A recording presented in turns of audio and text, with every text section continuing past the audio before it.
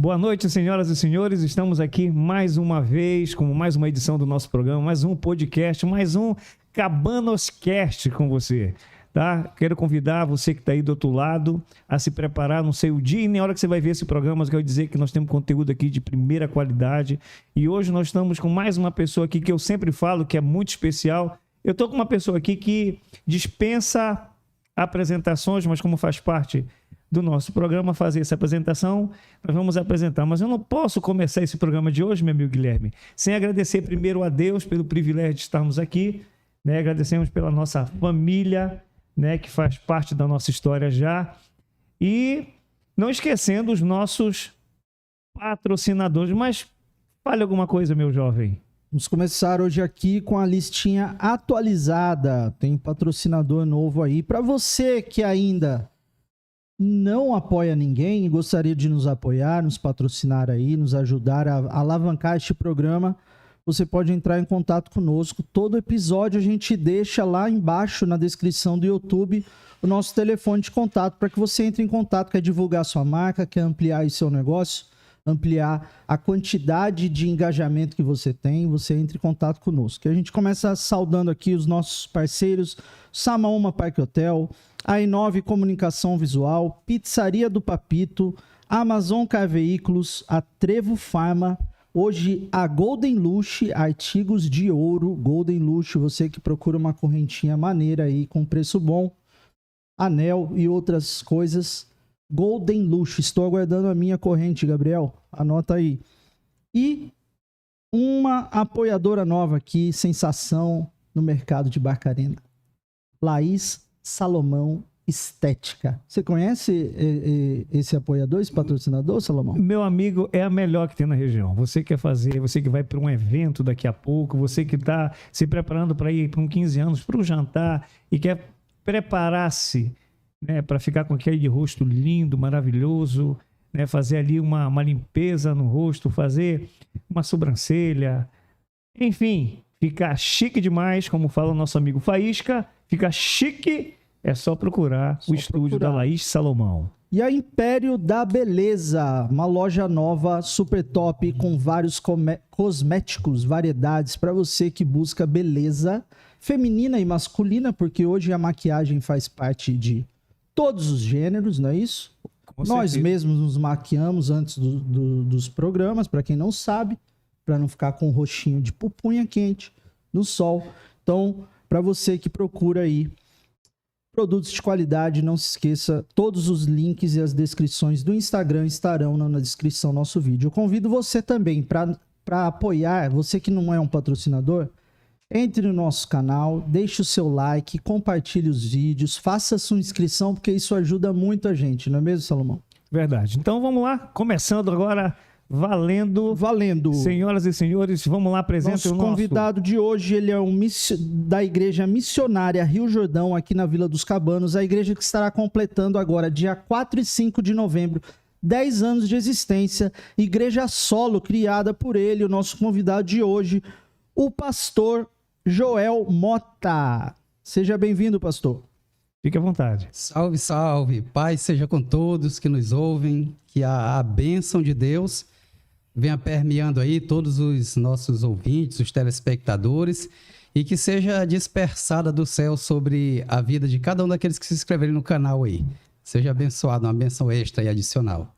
Amém. Pastor, mais uma vez, obrigado pelo convite, né? Você ter aceitado o nosso convite de estar aqui conosco nessa noite tão importante e memorável para nós. A gente tem uma raiz cristã evangélica, para nós é motivo de muita alegria tê-lo aqui essa noite.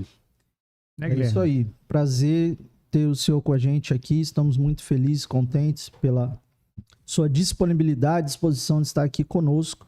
Eu gostaria de começar aqui nosso programa, né, Salomão? A gente indagando um assunto aí que a gente tem comentado e que faz diferença na vida, né? Que a gente estava aqui falando na nossa prévia.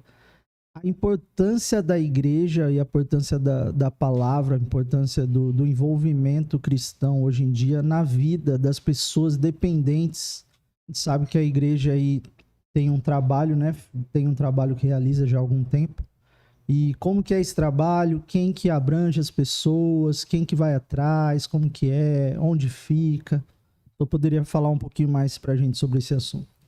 É o dependente químico, né? A gente está aí vivendo esse momento no Brasil onde estão querendo fazer uma liberação de uso mínimo de droga, e eu queria que o senhor falasse um pouco, que afinal de contas, eu sei que o senhor é responsável hoje por uma instituição, né, que cuida desse tipo de pessoas, né, que são dependentes químicos, e eu queria que o senhor falasse alguma coisa para nós a esse respeito. Sim, esse é um assunto muito atual, polêmico, um assunto que tem sido pauta de muitas discussões hoje. Por exemplo, na Cracolândia, ninguém sabe o que faz com aquilo, né? Entra governador, sai governador, ninguém sabe o que faz. Internação compulsória, internação voluntária e tantas questões. Nós decidimos compreender, através da Bíblia Sagrada, a necessidade e a importância que a igreja cristã exerce e a responsabilidade que ela tem de ser alguém relevante nesse aspecto, nesse assunto. E nessa ideia surgiu há 7 anos e quase 8 anos atrás, aqui em Vila dos Cabanos. Deus fomentou no nosso coração para a gente fazer um trabalho aqui de acolhimento, de internação e de tratamento para desdrogadição e para ressocialização de pessoas com essa doença da dependência química. E há quase 8 anos nasceu esse projeto. Ele fica situado ali na comunidade Fazendinha, em torno de 1.200 metros ali da praia, na Rua Bandeirante, no final da Rua Bandeirante, em frente à Igreja Assembleia de Deus Terra Prometida, quase no ramal do Íris. Um projeto, um espaço bem amplo que Deus nos permitiu possuirmos ali.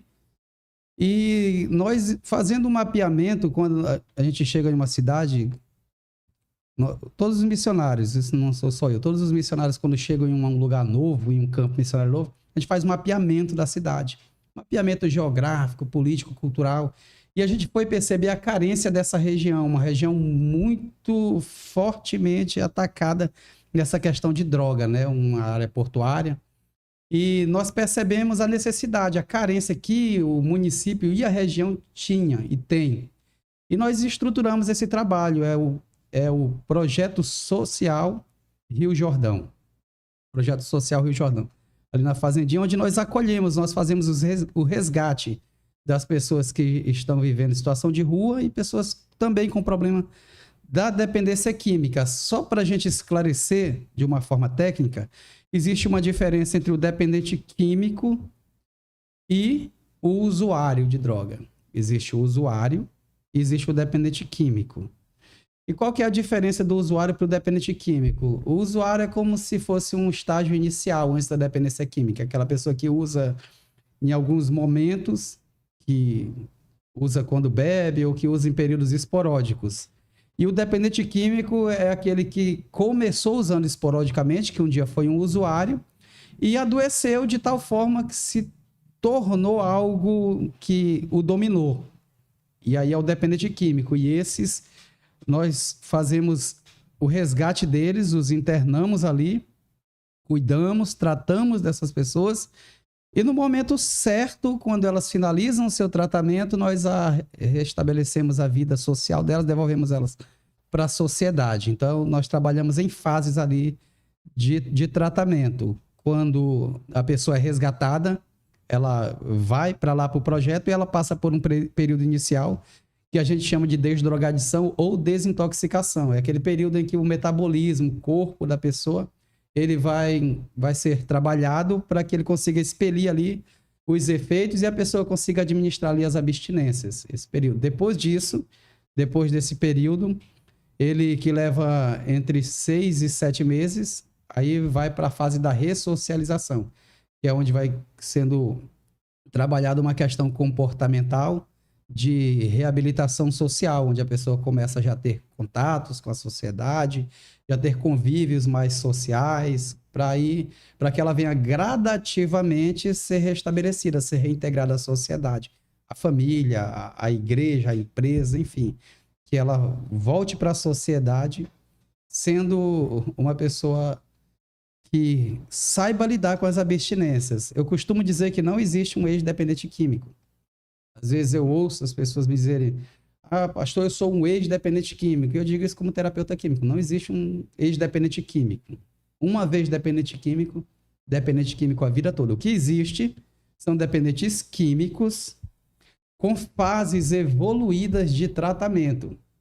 É por isso que, às vezes, tu vê pessoas 10, 15 anos ali longe das drogas e depois elas voltarem. Por que elas voltaram para a droga? Se ela era um ex-dependente químico. Ela voltou porque ela não soube como lidar com a abstinência. Porque existe as questões das abstinências emocionais, abstinência camuflada, abstinência biológica. Existe abstinência em vários aspectos, né? Vários aspectos, em várias fases. Eu queria aproveitar a oportunidade, pastor, e, por exemplo, a maioria das igrejas evangélicas normalmente espiritualiza isso, né? Ah, é demônio. Ah, não é demônio. Quer dizer, ou o negócio ou é espiritual ou é carnal, né? Ou é os dois. No caso do dependente químico, tem forças espirituais ali dominando? Como é que funciona? É muito bem colocado. É normal que as pessoas me procurem, às vezes a família, os familiares que a gente chama de coadicto, são aquelas pessoas que têm uma pessoa com dependência química direta e essa pessoa convive, uma esposa, uma mãe, um pai, alguém que convive com o adicto, que é o dependente químico, e nós chamamos de coadicto. Então, às vezes essas pessoas, principalmente alguém que já teve assim, uma experiência com o evangelho, uma pessoa que é religiosa, me procura e diz assim: pastor, queria que o senhor fosse na minha casa fazer uma oração pelo meu filho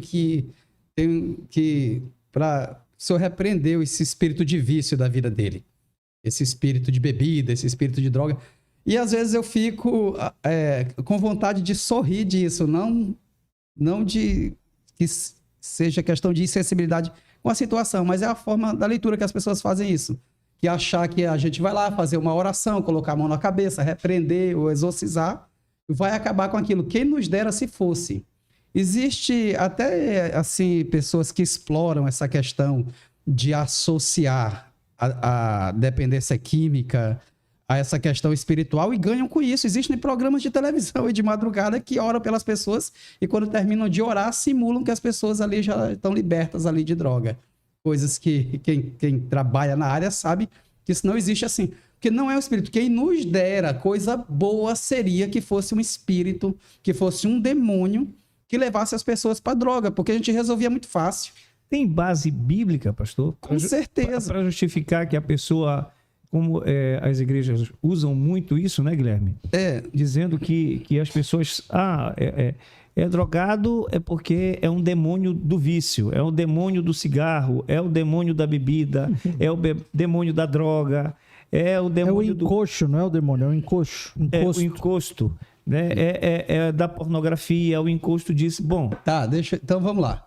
O que acontece? As pessoas, elas pensam isso e muitas igrejas fazem isso, as pessoas fazem isso às vezes na sua ignorância. E quando eu digo ignorância, eu estou falando assim, de desconhecimento. Uhum. As pessoas fazem isso por não ter um conhecimento técnico sobre o assunto. A dependência química é uma questão de saúde. É um problema de saúde. Como é que funciona isso? O apóstolo Paulo, ele pega essa questão dos vícios, de bebedice, de pornografia, de prostituição, e ele cataloga isso como obra da carne. Gálatas capítulo 5, a partir do versículo 17. Ele pega isso e percebam, ele não coloca isso como resultado do mundo espiritual, ele coloca isso como obra da carne. Porque é uma questão fisiológica, é uma questão biológica, é uma questão do metabolismo, do organismo. Quando a pessoa utiliza droga, em momento nenhum, o espírito da pessoa diretamente vai ativado, vai acionado. O que aciona? O metabolismo, o organismo, é o corpo que recebe. E aquilo que o corpo capta e o corpo recebe, que o corpo recebe essas sensações oriundas do uso da droga, leva nitidamente a compreender que é uma questão física, uma questão de saúde, uma questão da carne. Então, as obras da carne, como é uma questão de problema biológico de saúde, é tratado com coisas que são naturais. Então, não existe um espírito de bebida, ainda que toda sorte de pecado ela é secundariamente atribuída ao mundo espiritual. Os demônios podem influenciar de forma opressiva no ouvido da pessoa, colocando uma tentação, oferecendo condições ou seduzindo.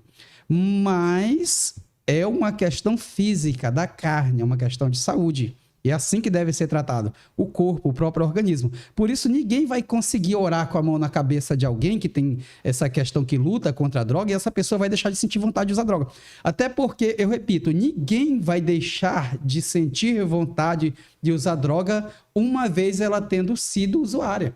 Uma pessoa que é usuária de droga, em qualquer momento que tiver uma emoção mais forte, uma adrenalina mais forte, uma decepção, um desânimo, um desgosto, qualquer frustração, automaticamente vai ser acionado gatilhos dentro da sua memória que vem como fonte de serotonina o desejo da droga, desejo da drogadição. Por isso deve ser tratada no âmbito psiquiátrico, psicológico, terapêutico e físico a questão da droga. E em todos os aspectos é para ser tratado como uma questão de doença mesmo. Ou se fosse uma doença outra comum. Como uma doença como outra comum. Osteoporose, gastrite. Exatamente. Com uma doença dentro pressão, dessa... pressão, marxismo, esse tipo de doença, entendeu? Então, é sempre importante frisar que alguém que tem problemas de drogadição, ela deve ser encarado o problema como uma questão de saúde. Por isso, existem reações do mundo espiritual ou ações do mundo espiritual que conduzem a pessoa a um ambiente de tentação. Mas o tratamento, ele não é um tratamento só espiritual, ainda que exista uma influência de terapias que são espirituais, que corroboram para que o indivíduo que está em tratamento de droga, ele abra a mente dele, ele abra o coração para que o evangelho traga uma renovação da mente. Mas existe a priori, por isso que eu disse aqui no começo, eu disse que é uma questão que nós tratamos da desdrogadização. Sim. Ou da desintoxicação. Por quê? Porque o primeiro passo é que o indivíduo ele tenha condições mentais de decidir sobre o tratamento, sobre a vida dele. E na influência de droga, ninguém é capaz nem de aceitar Jesus na influência de droga. Então, ainda que ele consiga aceitar Jesus, mas vai continuar lutando com aquilo. Então, é possível que o cara aceitou Jesus, está caminhando para a igreja, e ele continue com essa luta, que se for espiritualizada, dificilmente ele vai conseguir vencer. Agora, a partir do momento que isso é tratado, é dado nome, entendeu? A doença, ao problema, que é uma questão de saúde pública ou de doença, vamos dizer assim. Então, o que acontece? A partir disso, existe um tratamento que é eficiente. Então, os primeiros meses de tratamento é onde nós vamos auxiliar a pessoa na desintoxicação. Vamos usar métodos que o corpo da pessoa venha expelir através das laboterapias, através de alguns medicamentos que são naturais, de artifícios que a gente usa para que o corpo da pessoa venha expelindo. O corpo vindo a expelir, aí vão entrar as abstinências, que são emocionais, que é quando o indivíduo vai entrar em algumas crises que parece que está com sintomas de depressão, de angústia, de ansiedade, que ele vai começar a enfrentar a realidade de uma forma mais sóbria. Aí, nesse momento, ele entra em um patamar que o trabalho, o tratamento agora é com questões emocionais. E, nesse momento, ele é conscientizado da fase que ele está vivendo. Até que, no campo das emoções, ele consegue superar, que é essa fase que entra o que a gente chama de que o indivíduo vai tomar o chá de Jatobum. Que o indivíduo começa a perceber que a família dele precisa dele, que o filho dele precisa, que a esposa precisa, e ele começa a criar um senso de responsabilidade, que é essa abstinência emocional. Coisa que ele não tinha outrora. Nunca teve, nunca precisou ter, porque todo mundo aprendeu a se virar sem ele. Só que nesse momento que entra essa abstinência emocional, o metabolismo dele foi desintoxicado, e agora ele vem por uma luta no campo da mente dele, aí ele começa a entrar esse complexo de responsabilidade. Que sem ele o filho morre de fome, a mulher morre de fome, o pai morre de fome, que as pessoas precisam dele. E ele, como é uma abstinência emocional, ele acredita naquilo. Ele acredita, ele constrói uma realidade na mente dele. Abre aspas, uma pseudo-realidade na mente dele. E através disso ele trabalha isso. E aí é nesse momento que existe o acompanhamento para que ele passe por esse processo, por essa fase que a gente chama de abstinência emocional. E depois disso, que ele é capaz de decidir sobre o futuro dele. Por que nessa fase aí as pessoas fogem tanto dos centros? Porque geralmente elas são confrontadas de uma forma não muito inteligente na maioria dos casos. Existem muitas terapeutas, o que acontece? É obrigado a ficar ou não? Como que funciona essa questão aí? Existem clínicas, internações compulsórias que só existem por decretos judiciais, né? No nosso caso, não. No nosso caso é um trabalho totalmente evangélico, totalmente cristão. Nós não usamos medicamentos controlados deles, com exceção daqueles que já chegam lá e já são medicados e fazem tratamento com CAPS, que também nós temos um acesso. Agora, no geral, o tratamento é evangélico, então eles aprendem a fazer aquilo que nós chamamos de realinhamento.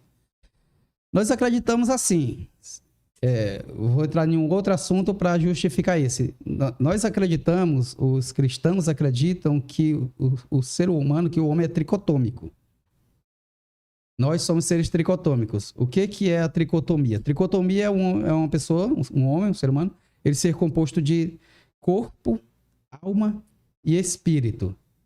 Então, o ser humano é feito de corpo, alma e espírito. E a linha do tratamento cristão para dependência química é exatamente dentro dessa direção. Nós acreditamos que o indivíduo que está perdido, que está na dependência química, ele desalinhou.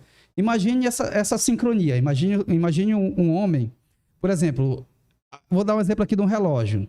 Imagine que esses 3 ponteiros de minuto, de hora, minuto e segundo, ele seja a composição do relógio. E um desses 3 ponteiros para. O que vai acontecer com a hora?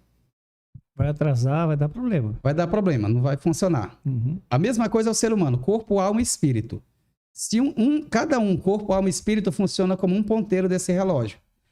A droga, ela tem o poder de impactar diretamente todas as 3 esferas do ser humano. Corpo, alma e espírito. Corpo, alma e espírito. Um tratamento evangélico cristão, nosso tratamento cristão para restaurar, para restabelecer o estado natural do indivíduo, pré-drogadição, o que nós fazemos? Nós reabilitamos o indivíduo no seu estado natural, trabalhando para recompor seu espírito, a sua alma e o seu corpo. Então, quando o indivíduo está recomposto, corpo, alma e espírito, que os 3 estão andando em sintonia, corpo, alma e espírito, ele está pronto para qualquer batalha da vida dele. E só para esclarecer alguma dúvida sobre o que é corpo, alma e espírito, né? Para que não fique subentendido, o corpo é a estrutura, o metabolismo, o corpo físico, essa carcaça que as pessoas veem, o corpo biológico. Essa carcaça do Salomão aí. Pronto, isso, essa carcaça. Lindo. Bom, a carcaça do Salomão. Então tá lá, vamos lá. Então essa estrutura física, ela é o corpo. O que é a alma? A alma é a parte que concentra os desejos, sentimentos, sensações, as emoções. Aquilo que popularmente as pessoas chamam de coração, não no sentido como órgão. Por exemplo, meu coração está apertado, meu coração está quebrado, meu coração está machucado. O coração como essa fonte de sentimentos. Isso é a alma do indivíduo. Essa parte de sensações, de desejos, de sentimentos, isso é a alma. E o que é o espírito? O espírito é a psique, a inteligência, a mentalidade, a parte divina dentro do ser humano, dentro do homem. Isso é o espírito. E pastor, não é como se fosse fazer um reset na vida do cara. Não, né? Porque aí porque quando eu imagino assim, quando nós somos feito por Deus, foi uma pessoa perfeita, um ser humano perfeito. E no meio da caminhada foi acontecendo as coisas, amizades, influência, uma série de coisas aí. E a pessoa foi para esse caminho do mundo das drogas e que, mesmo com essa lei sendo criada e querendo permitir que use uma quantidade, seja lá... 100 gramas. E parece que 100 gramas não é nada, né? 100 gramas o cara fica rico vendendo de 100 em 100 gramas. Né? Então, existe uma quantidade que a pessoa pode usar e que não é um perigo? Não tem como. Não tem como. Primeira questão, vamos parar para pensar sobre isso, essa interferência do judiciário nesse assunto. É um assunto que mexe muito com a gente, porque a gente trabalha nessa área dá uma frustração, dá uma vontade de desistir. Eu fico imaginando, né? Porque você tá lá fazendo um trabalho para tirar essa pessoa do vício, da droga, né? Um trabalho descomunal, porque não é fácil, né? Lidar com dependente químico, eu imagino que deve ser muito difícil, porque um dependente químico ele destrói a família, né? Dele e dos outros. Né? Então, assim, é uma situação muito complicada. E aí vem uma lei como essa, quer dizer, permitindo que as pessoas se tornem viciadas, se tornem drogadas, e o trabalho vai multiplicar. E quem era para fazer esse trabalho com essas pessoas era para ter o governo para estar fazendo isso, quer dizer, em vez do governo criar uma lei para acabar, criando uma lei para que as pessoas possam usar. Então, é uma contradição muito grande. O que é que acontece? Já o próprio pressuposto da liberação da maconha, ele já nasce de um pensamento errado. Imagine o seguinte: o tráfico de droga é proibido aqui no Brasil, sim ou não? Sim. Tráfico de droga é proibido. Aí se libera o uso de 100 gramas, até 100 gramas. Liberam o uso, que detalhe. Lei é para ser feita pelo Poder Legislativo. Essa lei aí veio pelo Judiciário. Essa lei foi feita pelo STF. Já está errado. Não preciso dizer mais nada, a gente vai até sentar para poder não cancelar aqui o canal. Vamos entrar nesse mérito, mas tá. Vamos voltar para cá. Então imagine o seguinte: você libera para o uso recreativo, você libera para o uso, o indivíduo quer usar, para ele usar, mas o tráfico é proibido, ele vai comprar de quem? O governo que vai... Para te entender que eu vou na esquina comprar ali na farmácia. Já parte de um pressuposto. Se a farmácia te vender, ela está traficando. E o tráfico é crime. Então é crime a venda e descriminalizar o consumo. Aí o consumidor que vai usar legalmente, ele vai usar legalmente algo comprado ilegal. Então ele vai lá na boca de fumo. Ele vai na boca de fumo. A boca de fumo é crime. O traficante é crime vender. Então, peraí.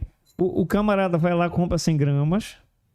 Ele é pego lá na boca de fumo. Com ele não acontece nada porque ele é um usuário e o cara se ferra lá. Pois tem que sair de algum lugar. A droga que ele vai consumir tem que sair de algum lugar. E essa fonte que vai fornecer para ele... é ilegal. Entendeu? Como parte já de um pressuposto errado. E imagine que o indivíduo com 100 gramas e pega de 100 gramas para poder vender. Ele pode pegar 100 gramas para quem conhece que é 100 gramas de maconha. Ele sabe que dá de fazer aí pelo menos uns $30. Uns 30 papelotes aí com 100 gramas, entendeu? Ele pode vender de 100 em 100. Então, em outras palavras, eu ainda não entrei na questão mais profunda. Isso já vendendo de forma legal. Já virou, já é legal. Porque se pegarem ele vendendo, mas ele tiver até 100 gramas, ele está legalizado a venda. O tráfico foi legalizado. Agora eu pergunto, interesse de quem? Quais os interesses por causa disso? Quem se beneficia? Quem ganha com isso? A saúde pública? Quem ganha com isso? São os traficantes. Quem ganha com isso de verdade, entendeu? Pois é. Eis aí a questão, né? E os traficantes, né? É isso que vão se dar bem, porque aí tem um alinhamento ideológico. Os traficantes têm um alinhamento ideológico, aí fica a critério da imaginação de quem quiser ouvir. Mas eu ouvi falar a respeito desse assunto, não defendendo, mas ponderando, é que existiam muitos casos no judiciário de porte de drogas. E esses casos, eles atrasavam muitos processos mais importantes, né? Se eu não me engano, mais de 1 milhão de processos de usuário de droga, gente com porte baixo de droga, né? Por isso que tava em discussão, ainda está em discussão, né? Foi pedido vista o voto no STF para analisar isso, para gerar uma aceleração dentro do judiciário com causas, vamos supor, mais importantes, né? Mais significativas. Mas querendo ou não... certo. A questão que eu te faço é o seguinte: as pessoas importantes, esses políticos aí que são importantes, né? Esse caso de, por exemplo, o camarada, ex-presidente, ele deixa em janeiro, ele entrega a presidência. Em março ou abril já reviraram tudo da vida dele e dos apoiadores dele lá. Um tempo recorde. O tempo que o Supremo gasta o tempo recorde que ele gasta para soltar criminosos de colarinho branco ou dessas questões. Nós percebemos que o problema não é tempo. O problema são prioridades. E a questão é o seguinte, se você legaliza o ilegal no afã de desaglomerar as questões desse processo, você tem que dizer o seguinte, acontecem muitos assaltos, e aí a demanda judiciária é muito grande de assalto. Então a gente legaliza os assaltos por causa disso, para que não precise ter demanda. Já teve uma ideia de projeto desse A aí, gente né? legaliza os assaltos, é assim que funciona? Então, a questão, a lei não é flexibilizar criminalidade, é combater com mais intensidade. Combater com mais intensidade. A questão é assim, quanto mais você flexibiliza essas questões, mais elas ganham proporções. Então, flexibilizar algo que é crime para correr mais outras questões mais rápidas no judiciário não é uma justificativa muito prática em relação a isso, né? Questão assim, a pergunta que a gente se faz é o seguinte, entendeu? Até que ponto isso é um benefício para a questão da saúde pública? Você sabe, claro, que vai aglomerar as questões de problemas mentais. A questão de saúde mental, a questão psiquiátrica, isso aqui não precisa nem de estatística para dizer que o uso de alucinógenos, eles afetam diretamente as questões psiquiátricas. Então, você está dizendo assim, o SUS vai se sobrecarregar de pessoas com problema psiquiátrico. Porque a droga tem essa... Aí, quando você potencializa isso, e você pega aí a liberação, você diz assim, não, mas foi só o cannabis, a cannabis sativa. Você diz assim, popularmente liberou a maconha, tá? Para usos medicinais. Não, para uso medicinais não, para uso recreativo. Para uso medicinais já tem bastante tempo. Já foi liberado, já é liberado. Agora o que recentemente o Supremo Tribunal Federal trabalhou em cima foi para uso, para consumo mesmo de uso recreativo, não só medicinal. Medicinal desde 2019 que isso já existe. Agora a questão é a seguinte, o que a gente tem que compreender é assim, a maconha em si, a cannabis sativa, ela tem muitos derivados. Ela foi adulterada quimicamente nos últimos anos. Não existe só aquela maconha pura que se plantava, trazia da quebrada, trazia ali... Não, existe imprensada, existe ela em vários formatos. Como você vai discriminar isso? Como você vai dizer assim, isso aqui é cannabis sativa, isso aqui tá. E como você vai pegar, por exemplo, de um haxixe? Como é que a justiça ela vai definir o que é uma maconha e o que é um haxixe, se a matéria-prima é a mesma? Entendeu? Como que a lei ela vai necessariamente discriminar detalhadamente isso? Como que ela vai fazer? Entendeu? O interessante, pastor, é que a gente está vivendo uma tribulação de situações no Brasil e o Senado preocupado com a liberação das drogas. Vou te falar. A questão é assim, o Senado não está preocupado. Nem o Senado, nem o Congresso, eles não estão preocupados. Eles já trataram sobre isso e esse não é o momento de eles tratarem sobre isso. O que acontece? Exatamente por eles não estarem preocupados, o Supremo Tribunal Federal tomou a frente dizendo, olha, eles estão muito relaxados para esse assunto, tem mais de 4 anos tramitando. Então a gente vai ter que fazer alguma coisa porque eles não vão fazer. Aí vestiram a calça do legislativo e legislaram. O judiciário usurpou um poder e uma competência do legislativo, exatamente aproveitando esse momento ideológico do país, exatamente explorando esse momento de pode fazer tudo, que afinal de contas o amor venceu o ódio, a gente pode fazer tudo e que ninguém tá todo mundo ocupado em intestino pensando em joias, entendeu? Então só para poder fechar o raciocínio, essa questão é a seguinte, você vai construir uma Cracolândia de 200 milhões de habitantes. Pronto. Pronto. Fechou. Entendeu, né, Guilherme? De mais ou menos. Mas tudo bem. Vamos mudar um pouco o cenário, senão vai ser um programa de droga. Quem estiver assistindo vai pular o canal. Vai achar, o que é isso aí? Vai ligar para cá e... É o Drogados Anônimos? Mas olha, esse tema é muito importante. Que bom que a gente tocou nesse assunto. Né? Muita gente hoje aí também está preocupado. São mães e pais, né, que ficam preocupados demais com essa área aí. Mas, pastor, eu queria fazer agora, queria mudar um pouco o mesmo tema. E eu queria falar de uma pessoa, já que a gente está falando, por exemplo, de amor de pai, amor de mãe, preocupação de pai, né? Dessa questão do amor, eu quero falar de uma pessoa na Bíblia que é um homem segundo o coração de Deus. Quero falar sobre esse homem chamado, esse rei, né, Davi, que tem como frase para ele, homem segundo o coração de Deus. Ele era esse cara mesmo, que a gente possa falar que ele é homem segundo o coração de Deus. Afinal de contas, ele pegou a mulher de Urias. Davi, ele foi um homem segundo o coração de Deus, isso é fato, que a Bíblia diz isso. Agora, qual a definição de segundo o coração de Deus? O que de fato é ser segundo o coração de Deus? Vamos ver o que a Bíblia diz, para a gente não ficar conjecturando, né? 1 Samuel, porque é livro.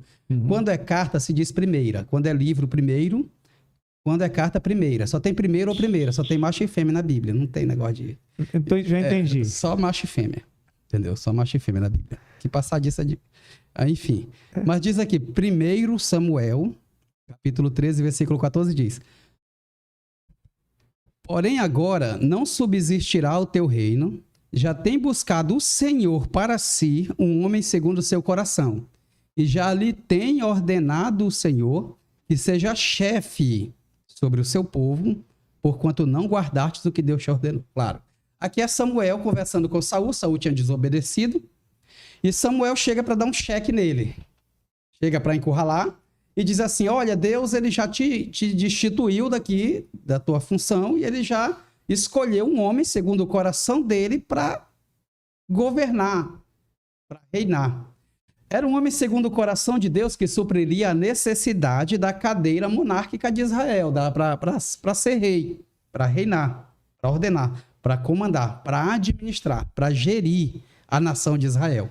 Então, eu tenho ouvido de muitas pessoas que Davi era um homem segundo o coração de Deus pela sua sensibilidade espiritual, ou porque ele era alguém que se arrependia quando errava, e são coisas totalmente opostas. Amoroso. Pois é. Deixa eu fazer alguma reflexão para a gente poder entender que não tem nada a ver com isso. Primeira coisa, Davi era um homem do coração endurecido. Davi era um homem insensível, incapaz de se arrepender. Eu vou repetir isso aqui. Davi era um homem incapaz de se arrepender pelos seus pecados. Pelo menos nos casos mais graves.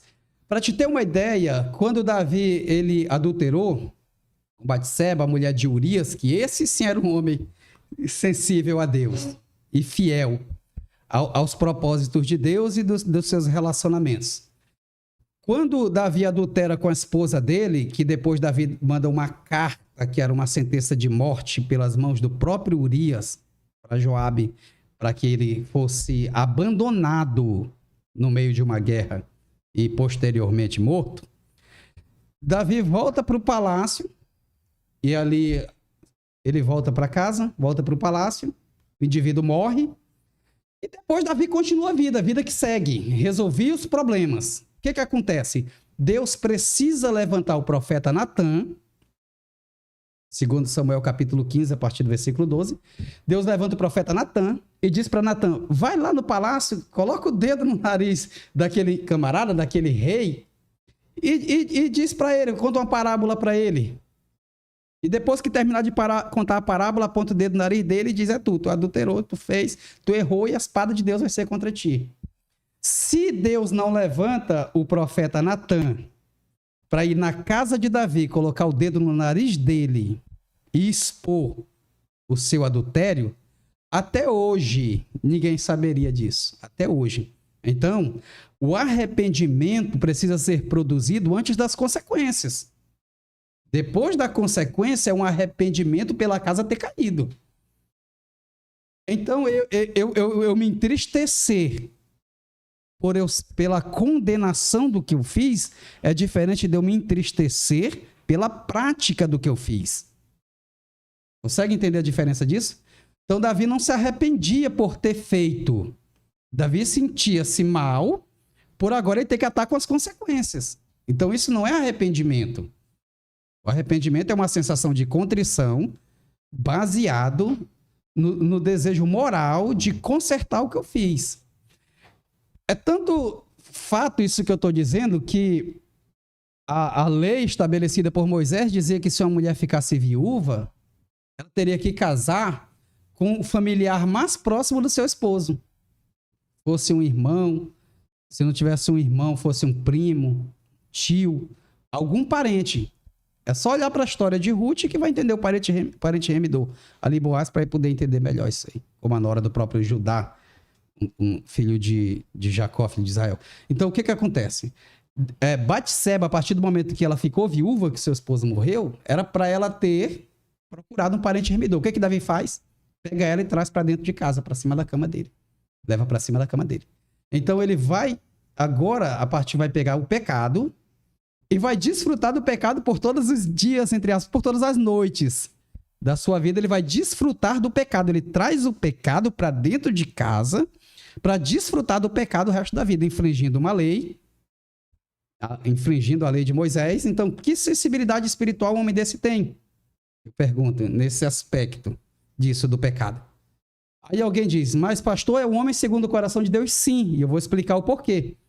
Porque quando Samuel entrega o recado de Deus a Saul, dizendo que Deus tinha colocado um segundo o coração dele, nós precisamos entender que o cargo não era para pastor, o cargo não era para apóstolo, o cargo não era para bispo, o cargo não era para sacerdote, o cargo era para gerir a nação de Israel. Para ser um rei, para administrar segundo a vontade de Deus. E Davi foi esse homem segundo o coração de Deus, porque fez uma administração extraordinária em Israel. Então, a arte de administrar bem, de gerir bem, de gerenciar a nação, de governar, de reger a nação, a arte de fazer com que a nação prosperasse, se defendesse, prevalecesse sobre os inimigos, porque era um guerreiro exímio, Davi, prevalecesse sobre os inimigos, estratégias de guerra, de administração financeira, de questões cultural, das cerimônias, das liturgias, do temor a Deus, da nação de Israel, aí sim. Então ele era um homem segundo o coração de Deus. Que base que Deus tinha para dizer que era um homem segundo o coração dele? Aí eu vou te explicar. Quando Deus ele escolhe Davi, é assim. O pai de Davi, Jessé, ele chega para Davi e diz assim, Davi, era tempo de guerra, os irmãos mais velhos dele estavam lá no campo de guerra contra os filisteus. E o pai de Davi, Jessé, chama Davi e diz assim, olha, vai lá no campo de guerra, no campo de batalha onde estão teus irmãos, pega aqui esses queijos, pega esses pães e leva, e sai e entrega para os capitães de 50, para os capitães de 100, e aí eles vão deixar tu passar, chega nos teus irmãos, entrega isso aqui para eles e vê como é que eles estão. Traz notícias da saúde, se estão bem, como é que estão, e volta. O que Davi era? Um pastor de ovelhas, sim ou não? Sim. Então a Bíblia diz assim, e Davi acordou cedo de madrugada, pôs um guarda sobre as ovelhas, e saiu e foi até com seus irmãos. Então aqui, escute isso aqui que eu vou te dizer. Ele era o pastor de ovelhas do seu pai. Aí o seu pai diz, agora tu vai ser também meu menino de recado e vai lá nos teus irmãos. Ele abandona o curral com as ovelhas aqui? Não. Ele acorda mais cedo, ele procura um guarda, se certifica de que as ovelhas estão protegidas, estão guardadas, e depois que ele se certifica, que ele vai fazer o segundo a fazer, porque a segunda instrução do pai não invalida a primeira. Então ele era um homem segundo o coração de Deus, porque Deus poderia colocar uma segunda tarefa que não invalidava a primeira. O cuidado, o zelo que ele tinha com as ovelhas de Jessé simbolizava o cuidado e o zelo que ele teria pelas ovelhas da casa de Israel. O que Jesus disse? Sede, pois, fiel no pouco, que no muito eu te colocarei. Então Davi, ele era um homem segundo o coração de Deus pelo zelo que ele tinha, e ele era capaz de morrer por uma ovelha, de correr atrás, tomar da boca do leão, tomar da boca do urso, rasgar, puxar pela barba, partir no meio. Ele dava vida pelas ovelhas. Então esse cuidado refletiria nos cuidados que ele teria pela nação de Israel. Como o rei de Israel era o homem segundo o coração de Deus. E pastor, sabe o que é interessante? É que Salomão era filho de Betseba. Filho de Betseba, o segundo filho. Né? Interessante, porque o primeiro morreu. O primeiro morreu. Né? Ele foi lá, orou e Deus continuou e executou. Exatamente. Né? E o interessante é que Salomão... Por que Salomão que nome construiu... estranho esse, né? Salomão. Por que Salomão que construiu o templo e não Davi? Exatamente, por não ser esse homem sensível a Deus, arrependido assim. O que acontece? Davi, ele já estava numa idade boa, avançada, senhor de idade, que gostava até, inclusive na idade dele, de ser massageado por novinhas. Opa. O que acontece? Ele, em algum momento da vida dele, ele disse: Senhor, eu vou fazer um templo para ti. Vou fazer um templo, vou fazer uma casa para o Senhor. Eu tenho muito ouro, tenho muita prata, tenho muito dinheiro, ganhei, tô rico. Aí Deus vai para ele e disse: não, tu não vai fazer. Por quê? Porque tem sangue nas tuas mãos. Manda o teu filho fazer, porque Davi fez guerra para Salomão, e o próprio nome Salomão quer dizer pacificador. Então ele disse assim: Davi, teu filho vai fazer, porque teu filho não tem sangue na mão dele. Então tu não vai fazer. Agora, que sangue é que Davi tinha na mão? Não é o sangue de Golias, é o sangue de Urias. O sangue que Davi tinha na mão não era o sangue dos filisteus, não era o sangue dos inimigos do povo de Deus, do povo de Israel. O sangue dos inimigos do povo de Israel era sobre a cabeça deles. Deus justificava, era justificável. As lutas, as guerras de Davi, era um homem sanguinário. O sangue que estava contaminado na mão de Davi era o sangue de Urias, porque era um sangue inocente. Então, exatamente por ele ter sangue inocente nas mãos dele, ele não podia usar as mãos para construir, para ofertar, para abençoar, para poder fazer aquilo. Eu vou fazer uma polêmica aqui agora. Guilherme, Diga. posso ou não posso? Faça. Pastor, quem se suicida vai para o céu ou vai para o inferno? E tem base bíblica para isso? Porque as pessoas questionam muito essa situação. É uma pergunta que eu não posso responder dizendo vai para o céu ou vai para o inferno. Primeira coisa que a gente precisa compreender sobre o assunto. Primeira coisa, a Bíblia não diz, para desmistificar logo isso aqui, a Bíblia não diz que o suicida desce de tobogão, vai direto para o inferno. Que a única classe que não tem salvação é o suicida. A Bíblia não diz isso. Até porque a Bíblia diz que o único que não tem salvação é a blasfêmia, que é o pecado contra o Espírito Santo. O suicida, a Bíblia não diz, o suicida. Isso é uma herança que a gente recebeu da tradição, da cultura do catolicismo europeu, que predominou aqui no Brasil por muito tempo. O que a Bíblia diz sobre isso? A questão do suicídio. Entendeu? Cada caso de suicídio deve ser avaliado individualmente. Então, existe casos de suicídio que tem salvação e casos que não têm salvação. Por exemplo, existiu um ato heróico, um suicídio heróico, se é que a gente pode dizer isso, do próprio Sansão, um dos juízes da Bíblia. Sansão, para quem não conhece os seus últimos dias, ele disse: Deus, eu te peço força pela última vez para que eu me vingue aqui dos teus inimigos. E ele estava amarrado aos pilares do templo de Dagon, na Filístia, e ele amarrado aos pilares do templo, Deus deu força para ele se matar. Mas junto consigo, trazer os filisteus, a ponto da Bíblia dizer que mais foi os que ele matou na sua morte do que durante toda a sua vida. Então ele se matando também os inimigos, mas se matou. Se suicidou, derrubou o templo de Dagon sobre si, que é enquadrado como suicídio, ou como suicídio heróico. E aí a pergunta que eu faço para a gente refletir: será que Sansão foi para o céu? Ou será que Sansão não foi? Eis aí a pergunta. Então, a questão é assim, essa questão de suicídio. Cada caso de suicídio, ele é avaliado individualmente na soterologia. Soterologia é a doutrina da salvação. É a linha teológica que estuda, que ensina, que trata sobre essa questão de salvação. Soterologia. Soter, de salvação, logia de estudo. Então, soterologia. Então, assim, vamos falar de Judas, então. Pronto. Judas, ele é complexo para mim chegar aqui e afirmar: fulano foi para o céu, fulano não foi. Isso aí eu não me atrevo a falar sobre isso, mas eu posso abrir panoramas aqui para a gente poder refletir sobre isso. Os últimos atos ou a intenção de Judas ao se suicidar, ao lançar-se do despenhadeiro, os últimos atos e a vida dele indica que ele sentiu excesso de remorso na sua consciência e não conseguiu conviver com aquilo, por ele não ter encontrado um conserto ou uma forma de consertar as coisas que ele fez. Então, os últimos instantes da vida dele sugerem que ele não foi para onde os demais apóstolos foram. Por quê? Porque ele não procurou a forma correta de consertar o erro que ele praticou, sendo alguém conhecedor. Não houve arrependimento? Até houve arrependimento. Só que ele procurou corrigir o arrependimento de forma errada. Às vezes as pessoas dizem assim, Judas se arrependeu. Ao ponto de Judas, ele pegou as moedas de prata que ele tinha ganhado para vender Nosso Senhor. E quando ele soube que Jesus estava na taca, vamos dizer assim, que Jesus estava sendo martirizado, Jesus estava sendo morto, ele percebeu que deu efeito colateral. Porque assim, Judas ele era aquele cara revolucionário. Então ele acreditava assim, que Jesus tinha vindo para fazer ali uma revolução política.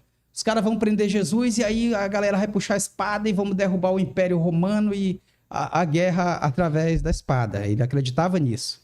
Existia uma linha de discípulos que acreditavam nisso naquela época.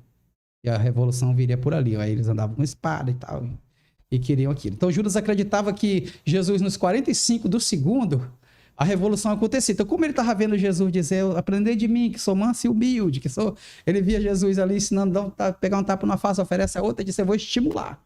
E aí ele fez as coisas acontecerem e vendeu.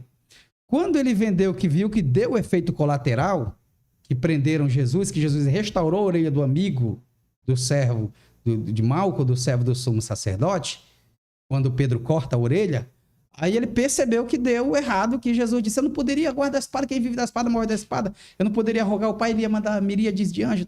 Aí o cara percebeu, poxa, deu errado. Aí o que ele faz? Para onde ele vai? Ele corre e vai na sinagoga, ele vai no templo para devolver as moedas. Então, se ele vai no templo para devolver as moedas, é o arrependimento, que é a vontade de consertar. O arrependimento é a vontade de corrigir aquilo que eu fiz. É tanto que ele não fica com as moedas. Isso nos expressa que ele teve arrependimento. Como eles não aceitam ali a devolução das moedas, né? Ele joga as moedas lá e ele corre para fazer o que ele fez, para poder suicidar-se. Então, o que acontece? Ele foi procurar, então a questão aqui é que ele foi procurar consertar lá na religião, lá no templo, lá nos sacerdotes. Entendeu? Esse foi o problema. Pedro poderia ter feito a mesma coisa, porque o mesmo canalha que foi Judas foi Pedro. Todos os dois foram canalhas do mesmo tanto. Todos os dois foram safados do mesmo tanto, traíra do mesmo tanto. Todos os dois, e perdoe-me o peso, porque me revolta. Então, o que acontece? Só que Pedro, quando ele nega Jesus, e o camarada diz, rapaz, tu é deles, tu é no meio deles, tu se veste igual eles, tu fala igual eles, tu parece que tu é crente aí, que tu, do jeito que tu, né? Então, o que acontece? Pedro sai correndo, a Bíblia diz que Pedro, em Marcos capítulo 14, versículo 72, o galo canta e Pedro lembrou-se do que Jesus Cristo tinha dito. Antes que o galo cante 2 vezes, 3 vezes me negarás tu. Aí Pedro chora copiosamente. Quando Pedro chora copiosamente, ele lembrou que Jesus disse, aí ele se arrepende. O que ele faz? No arrependimento de Pedro, Pedro corre lá para a via dolorosa, lá para onde está Jesus, lá para a crucificação. Ele corre lá para a cruz. E lá na cruz Jesus olha para ele. Quando Jesus olha para ele, ele disse... Por quê? O que acontece? Pedro se arrependeu e foi procurar na cruz, foi procurar em Cristo. Judas se arrependeu e foi procurar na religião. E posso abrir um parênteses para dar um conselho aqui? A religião não tem solução para o nosso arrependimento. A religião só tem protocolos. Só Jesus, só a cruz dele tem o poder de nos redimir dos nossos erros e dos nossos pecados. E uma questão aqui para a gente também entrar em outro assunto. Hoje em dia se fala muito em igualdade de gênero, questão homem e mulher, né? E a maioria das pessoas crê que a Bíblia ela tem uma linguagem mais machista, né? Sempre pautada em homens e tal, tudo na questão do gênero masculino. Como que o senhor identifica isso hoje em dia, o poder da mulher em si ao longo da história? E hoje em dia, para que elas tenham os mesmos direitos nossos, né, dos homens, porque elas também são pessoas inspiradas por Deus e etc. Tiveram papéis importantes ao longo da história. Sim, a Bíblia, ela incentiva a mulher a ter os mesmos direitos dos homens. Quem diz o contrário disso está errado. A questão que existem são papéis diferentes. Direitos iguais com papéis diferentes. A mulher sempre exerceu papéis fundamentais e extraordinários na Bíblia. fundamentais, ao ponto dela fazer falta. Quando Deus vai... Só o próprio pressuposto da conjectura, do raciocínio de Deus, quando elaborou a mulher, já foi exatamente por perceber a importância dela. A Bíblia já começa tratando de mulher sobre a importância dela. Para ter uma ideia sobre isso, quando Deus vai fazer uma mulher, ele percebe que Adão ali, ele estava só, ele disse, façamos uma adjuntora, uma mulher que lhe será por auxiliadora. Então, a própria mulher, ela já é feita com base na importância, na relevância dela para o homem. Essa questão, existe uma questão cultural, por exemplo, naquele período, no período em que a Bíblia estava sendo escrita, a cultura era uma cultura machista, mas a Bíblia em si, não. A Bíblia em si, ela não traz esses pesos. O que ela traz são diferenças de papéis. Por exemplo, ela diz assim, que a mulher é submissa ao homem. Aí o que acontece? As pessoas transliteram essas palavras. Ela pega a expressão submissão e trazem isso com a impressão de inferioridade, né? De submissa, como se fosse alguém que é escrava, né? Que é escrava, e não é. Essa expressão submissão, sub quer dizer dentro. Não quer dizer sempre embaixo, quer dizer dentro, sub. Submissa quer dizer dentro da missão. Então, a mulher é submissa ao marido, por quê? Porque ela está dentro da missão do marido. Ela está dentro da missão do marido. Então, qual que é biblicamente o papel da mulher? É oferecer ao marido, com as suas habilidades, com o seu talento, com a sua sensibilidade, com a sua percepção, é oferecer ao marido condições para que ele execute, para que ele exerça a missão que Deus deu para ele. Então, a missão de Deus é sempre para a família. Aí o que acontece? Deus dá papéis diferentes para cumprir uma missão igual. Então, a mulher é submissa porque ela está dentro da missão do marido. Por exemplo, Deus disse para Abraão, sai da tua terra, da tua parentela. Aí Abraão leva Sarai, que era sua esposa. Então, Abraão leva Sarai, sua esposa, e ela oferece a ele as condições e dá a ele um filho, e é assim que funciona. Biblicamente, as mulheres, elas tiveram papéis diferentes, mas sempre papéis honrados. Em alguns casos, por exemplo, no livro de Juízes, capítulo 4, tu encontra o papel de uma mulher chamada Débora, juíza, chamada Débora, que ela era conselheira, guerreira, juíza, esposa e profetiza. Essa mulher. E ela vai liderar a nação de Israel. Olha o tamanho dessa mulher. Em um período do regime teocrático. O próprio Deus regendo o povo, entendeu? O próprio Deus, o governo era teocracia, Deus regendo o povo, e o próprio Deus se relacionava diretamente com ela, instruindo ela, aconselhando, orientando ela a orientar. Deus conduziu o povo através de uma mulher. Então, não existe essa questão de biblicamente de incitar o machismo. Existem pessoas que fazem interpretações machistas, como existem pessoas que fazem interpretações feministas, como existem pessoas que fazem interpretações, abre aspas, neutras, entendeu? Mas a própria Bíblia não. Ela coloca importâncias iguais com papéis distintos. Sim. E um assunto que a gente estava até conversando antes do senhor vir aqui para o nosso estúdio, trocando novamente de assunto, né, Mr. Salomão? Hoje em dia, lá na igreja, na sua comunidade, com outros pastores, com outros amigos aí, né? Como vocês têm lidado com a juventude na questão das relações sexuais, do relacionamento sexual, a busca por prazer?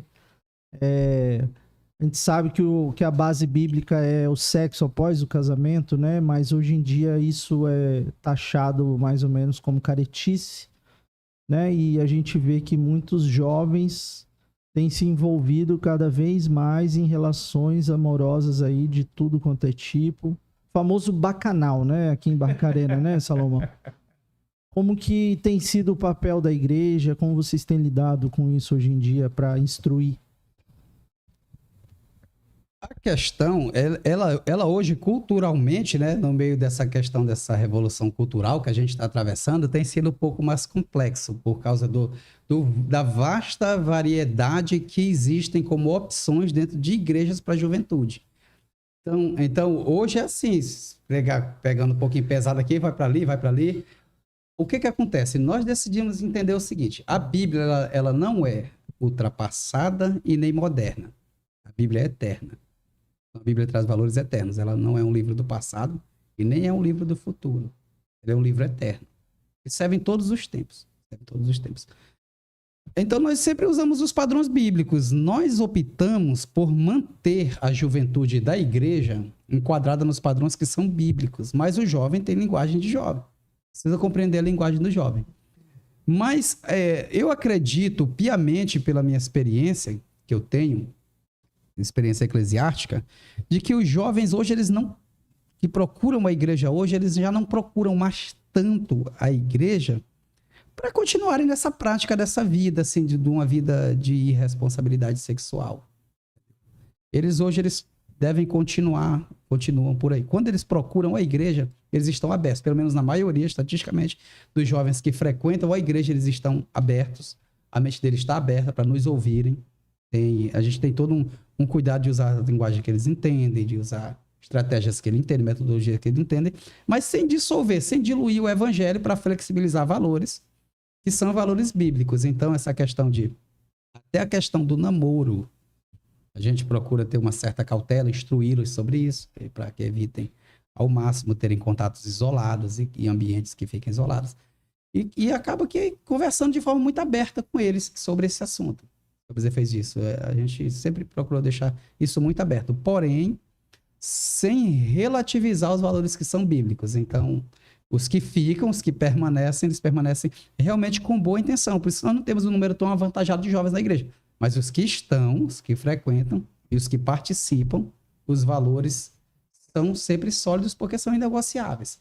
E com isso, você consegue ter um bom resultado. Porque se você tiver 10 jovens aí querendo viver levianamente, você tem desgaste à toa com 10 jovens. O papel da igreja não é relativizar os padrões bíblicos. O papel da igreja é acolher as pessoas oferecendo conhecimento dentro desses padrões. E isso, a gente tem lutado por isso. Se for eu não tenho uma preocupação de avolumar números na igreja. Como eu não tenho uma dependência financeira da igreja, por eu não ter uma dependência financeira da igreja, eu tenho essa vantagem. Eu não vivo da obra. Que é uma excelente vantagem, né? Eu não vivo da obra. Comparado a outras, porque os números hoje em muitas organizações é o principal, né? Exatamente. Aí, aonde eu entrar agora, olha, teologia da prosperidade. E eu vou falar logo de uma contradição que eu vejo muito aí, Guilherme, pastor. É assim, nós estamos mais para perto do fim do que do começo. Já estamos mais para lá do que para cá, da vinda de Cristo. Acho até engraçado o Cláudio Duarte que faz essa brincadeira, né? Pelo tempo que ele já saiu de lá, já deve estar para chegar, né? Mas a gente vê ainda assim, pastores fazendo projeto para a construção de megas igrejas, templos gigantescos. E detalhe, sacrificando as ovelhas de tudo que é jeito para poder realizar, às vezes, o desejo e sonho deles e não da igreja.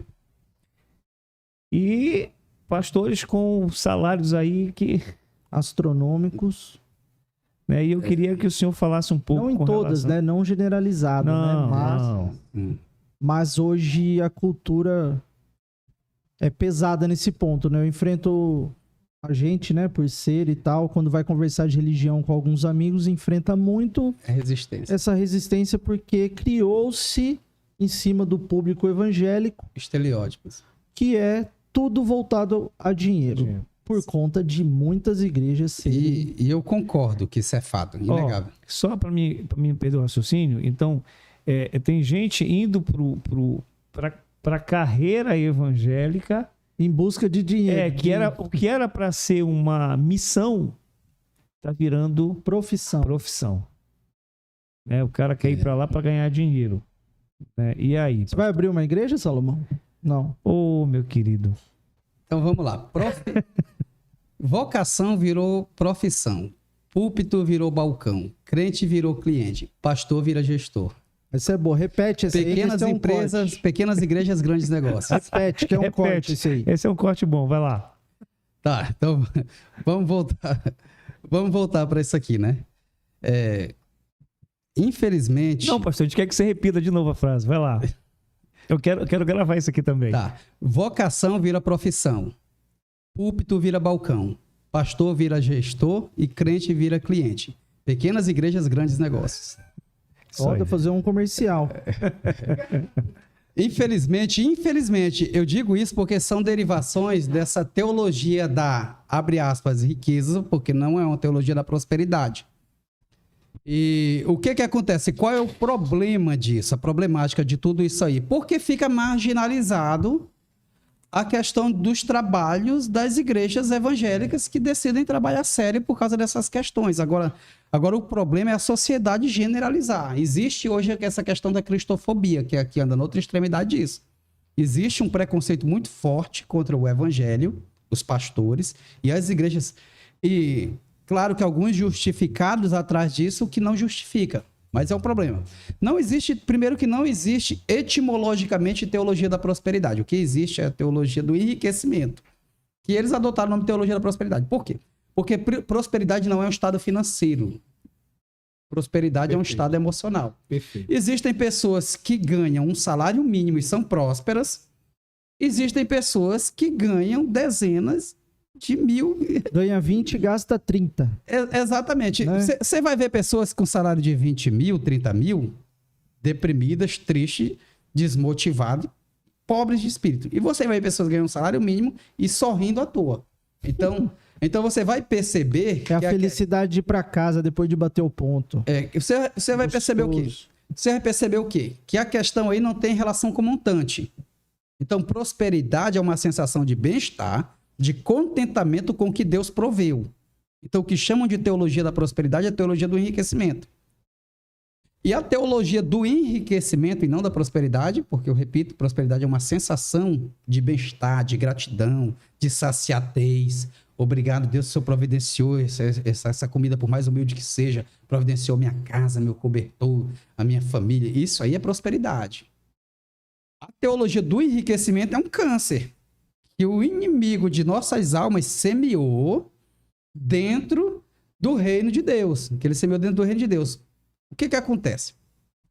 Essa teologia do enriquecimento é onde as pessoas ensinam que o sacrifício de Cristo, a morte, que o esforço dele veio aqui para me fazer ter coisas terrenas. Então mas o que ela explora? As pessoas dizem assim, mas a teologia da prosperidade, ela explora a fé das pessoas. Eles dizem assim, esses pastores, esses padres, esses bispos, que exploram a fé das pessoas. Deixa eu dizer uma coisa para vocês. A fé é a única coisa que ninguém consegue explorar dos outros, é a fé. Ninguém consegue explorar a fé. Sabe que essas pessoas, o que esses pseudos líderes religiosos exploram, não é a fé. Esses picaretas, o que eles exploram é a ambição das pessoas. O que acontece? O que ele explora? Ele diz, vem pra cá e dá isso que tu vai ganhar 100 vezes mais. Vem pra cá e dá isso que tu vai ganhar um carro. Vem pra cá e dá isso que tu vai ganhar uma casa. Vem pra cá e dá isso que tu vai ganhar na Mega Sena. Vem pra cá e dá teu salário que tu vai ganhar 10 salários. Vem pra cá e dá teu salário que tu vai ganhar 100 mil reais. Ele está explorando a fé ou a ambição das pessoas?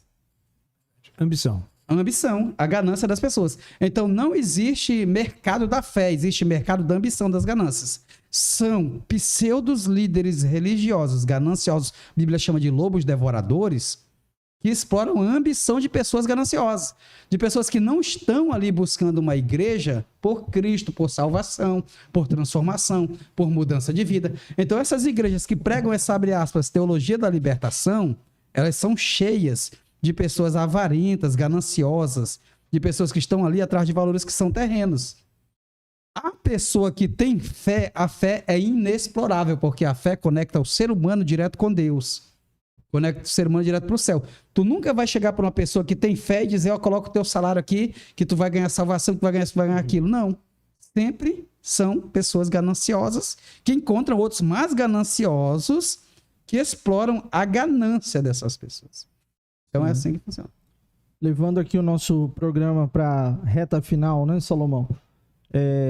A gente tem uma pergunta aqui que foi feita por um seguidor no Instagram nosso, que pergunta o que te inspirou a tomar essa decisão de ser missionário, né?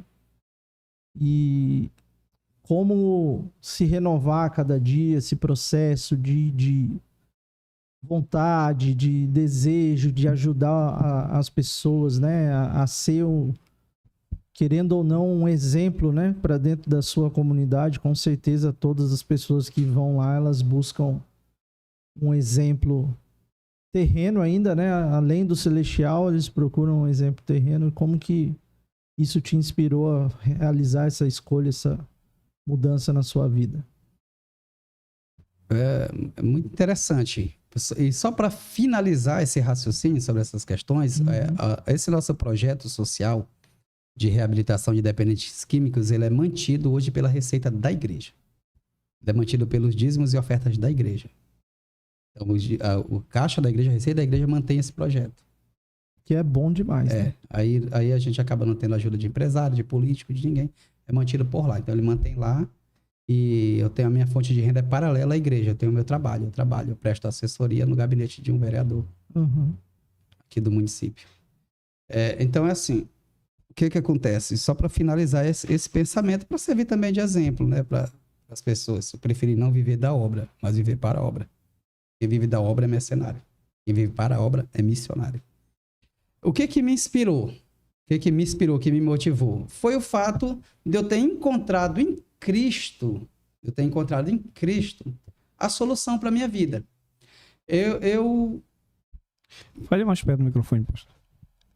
Assim, o que acontece? Eu percebi que o evangelho, ele é tão transformador,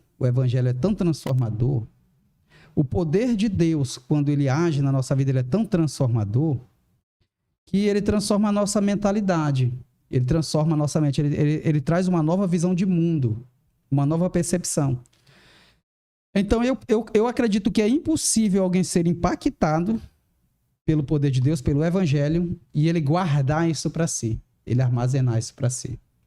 Então, eu percebi que o mundo precisa saber, precisa ouvir sobre Jesus, sobre o seu amor, sobre a sua bondade. Eu percebi isso.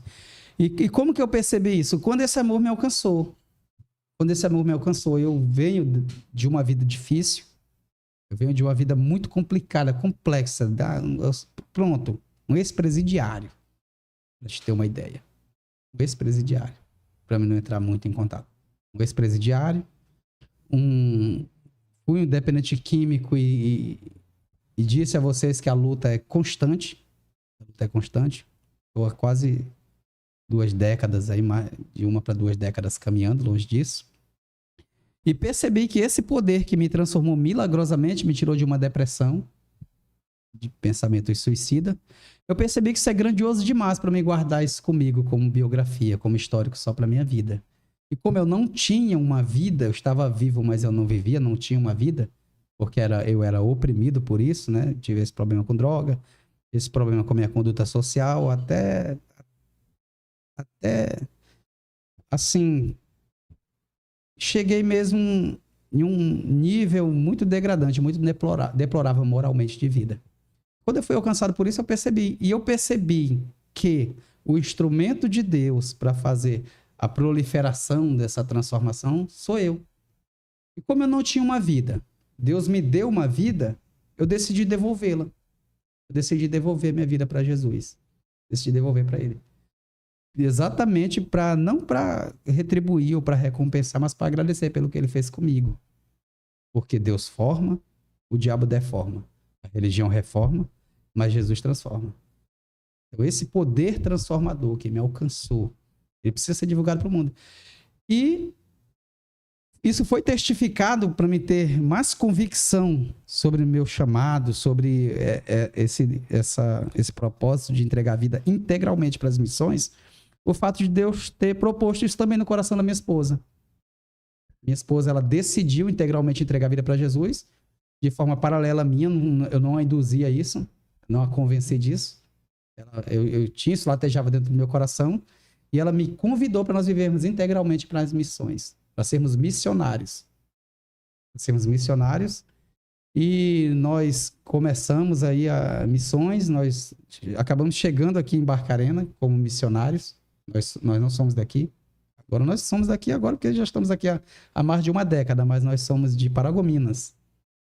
Somos de Paragominas e faz parte também, vieram de Mineroduto para cá, né? Mas não tem uma relação com isso. Não tem tanta relação com isso, né? A gente nem sabia, não conhecia Barcarena. A gente era enviado pelo ministério, assim, como missionário. E chegamos aqui, assim, nessa condição de missionários, né? E aí a vida foi tomando outro curso e nós acabamos que começamos esse trabalho da igreja missionária aqui. E tudo isso exatamente pelo fato da minha esposa latejar essa chama missionária no coração dela e testificar com a chama que latejava no meu coração. Mas o gatilho disso mesmo, o start disso mesmo, foi esse pensamento de que o evangelho é grandioso demais para ficar restrito dentro de mim. Ele precisa ser expandido ao mundo. Com certeza. Pastor, eu quero, assim, mais uma vez, agradecer demais, né, o senhor ter aceitado o nosso convite de estar aqui conosco, né? E hoje aprendemos mais um pouco do que Deus tem para nós, né? Que Deus é extraordinário, né? Não tem nada que se compare com Ele. E assim, fica aqui já o convite para um próximo momento para você estar conosco. E mais uma vez, muito obrigado mesmo. Que Deus lhe abençoe tremendamente e que a partir daqui, alguém que esteja vendo, ouvindo o nosso programa, não sei que dia nem que hora essa pessoa vai ver, e que o nosso programa também é um programa missionário, né? Que as pessoas possam ser também impactadas e, através do que ouviram hoje aqui, possam ser transformadas pela palavra de Deus e saber que as pessoas podem ser, sim, pode ter a sua vida restaurada, ter sua família restaurada. A gente entende que esse caminho que a gente falou muito aqui, com relação ao caminho da droga, muitas das vezes é um caminho sem volta, mas existe uma solução, sim. E a solução é Jesus. Que as pessoas possam se encontrar com Jesus. E a forma que as pessoas têm de conhecer Jesus é através de um canal como esse, é através das pessoas, é através dos pastores, é através dos missionários, as pessoas que entregam o seu caminho para Jesus. Então, eu acredito que muitas pessoas que vão ouvir e vão ver esse programa vão ser impactadas, sim, por Deus através da sua vida. Amém. Eu quero já agradecer aqui também pelo convite, dizer que eu estou aí à disposição, sempre que Deus nos oferecer condições para estarmos aqui, e é de bom coração, fico muito feliz, fico honrado mesmo com o convite ao extremo, né? E dizer para os ouvintes aí que ainda não se inscreveram, que estão só assistindo, né? Para se inscrever no canal aí, dá lugar para Deus. Dá o like, dá o engajamento.